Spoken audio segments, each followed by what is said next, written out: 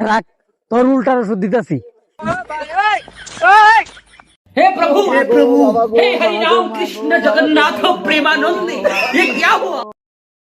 Hello, phone করিস না কে? শোন, তুই যদি তোর বাপের বাড়ি যাস, তাহলে তোর জন্য আমার বাড়ির ভাত বন্ধ। কত জানি মনে থাকে।